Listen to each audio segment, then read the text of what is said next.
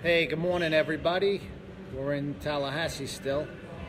I want to explain to everybody what went on yesterday and what's going to go on today, so everybody knows exactly what I had to deal with for about 12 hours. So the bill, I don't know if everybody, the bill is getting voted on today, the safety and mental health bill. So I had to deal with Republicans and Democrats all day. I only saw the people that were going to vote no, and I wanted to hear what they had to say.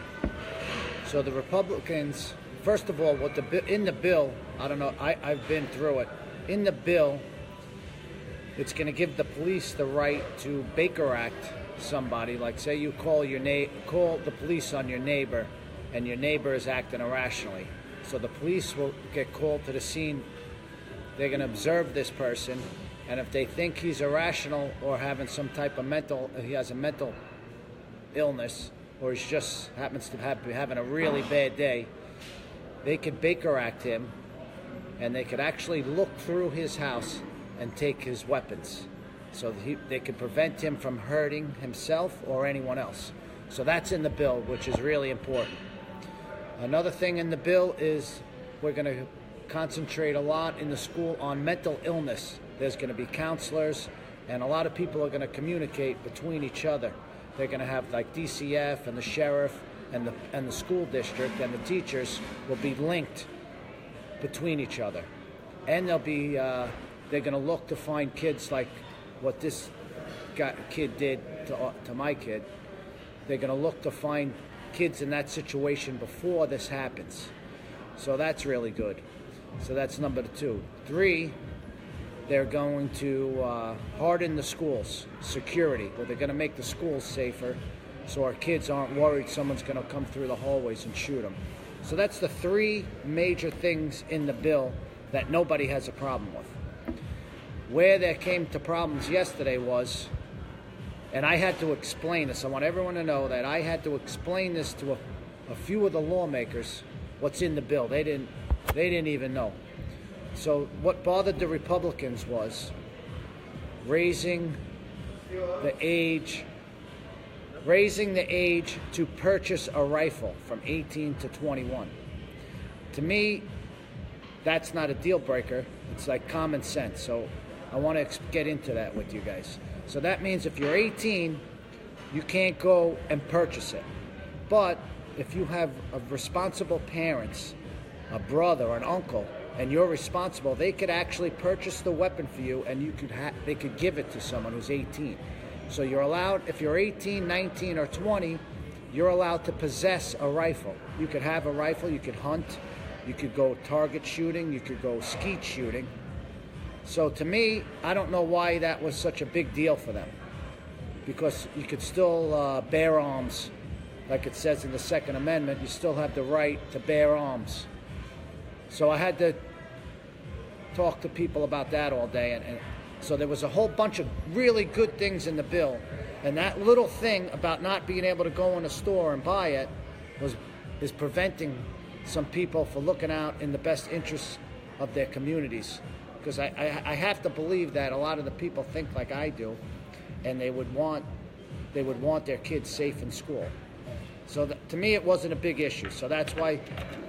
And a lot of people thought it was they're raising the age to 21 even to possess it. But you're allowed to possess a rifle.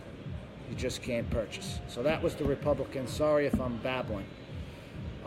So that's what I had to deal with the Republicans, which was kind of frustrating that all day, because I'm thinking about all our kids.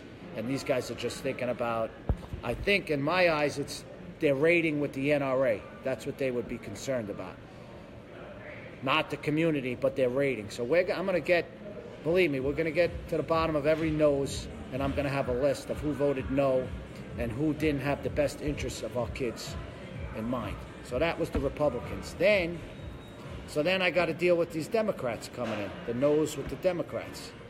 Like, what's your problem? Again, I go, look, this is great. The police could do their job. We give them the ability to Baker Act and confiscate weapons. We could handle mental illness in the schools. That's great. We could handle school hardening. We're going to be able to fix the schools. We have a problem with the Marshall Plan. So the Marshall Plan is a voluntary program that the school board gets to vote on. It's not mandatory. So let me say that again. It is not mandatory to participate in this Marshall program. So, and in that Marshall program, just so if everyone's listening, it's not about arming teachers. Okay, it's not arming teachers. It's arming a person that would be comfortable with a firearm first. They have to go over a month of training specifically for that scenario in a classroom. So they'll be trained in that scenario more than a regular police officer. So I personally don't have a problem with it. My kid would be alive today if that program was at Douglas, because we named the program. I don't know if anyone knows it. They named it after Coach Feist. It's going to be the Aaron Feist Guardians, and we got the blessing from the Feist family. I spoke to them about Aaron, the coach who went in there unarmed and murdered. He would have really liked to be in this program. So I want to reiterate it. So the Democrats aren't interested, some of them weren't interested in the safety of our kids either, because they're worried about a voluntary program that they don't have to participate in, and they were willing to throw out all the good things in the bill. So how everyone understands, I think I got the message across. So now I'm going back to the Capitol today to look these guys in the eye, because they're going to vote. And I'm going to get it out there who voted against keeping our kids safe. And then, whenever they run, I'm gonna be there. Whoever they're running against in their elections, if they're listening, you call me. I want to come and support you. I'm going to come and support you, and all the people out there want to support you, and they want to know what district these guys are in that didn't vote in their best interest to help our kids. That's how we get a little payback. But I'm I'm thinking positive today. I think I had a very influential role, I think, yesterday in communicating with all these lawmakers. So that's it. I know it's kind of long, but I had to explain everything what went on, because I know there's people on the page thinking, oh, I'm not for the Second Amendment, and I'm Second Amendment guy, so whoever's calling me out on that, I don't really care, man. You know, I'm Second Amendment, and this shouldn't get in the way of Second Amendment.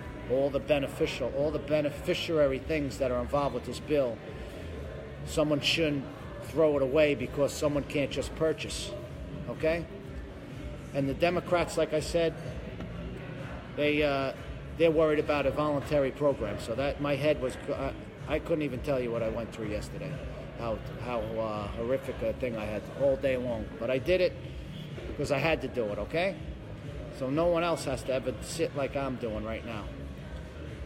So I love you all. I'm going to go back to the Capitol and fight all day. The vote's going to be today, and say a prayer and call a couple of those two guys that wouldn't sit with me. I forget their names. They're on my page. There's two Republicans that wouldn't even come see me. Pay the respect and come see me. We'll handle those on another date too. So keep me in your prayers, and I'll let everybody know as soon as I know about this bill. Thank you.